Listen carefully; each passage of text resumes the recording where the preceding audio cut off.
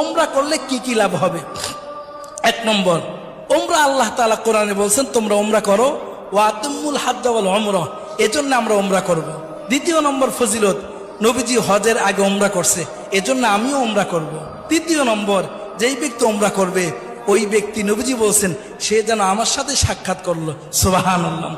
চতুর্থ নম্বরে ওমরার ফজিলত, যেই ব্যক্তি ওমরা করবে নবীজি বলছেন আমি তাকে সুপারিশ করে জান্নাতে নিয়ে যাবো, সুবহানাল্লাহ।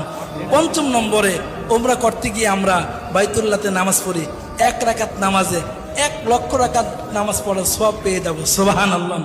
6 নম্বর ফজিলত হলো দুনিয়াতে থেকেই জান্নাতি জিনিস এর মধ্যে চুমা দেওয়ার সুযোগ হয়, যেটা হলো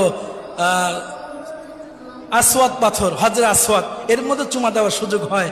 7 নম্বরে, ওমরা করলে জিন্দেগির গুনাহ মাফ হয়ে যায়। 8 নম্বরে, ওমরা করলে দোয়া কবুল হয়। 9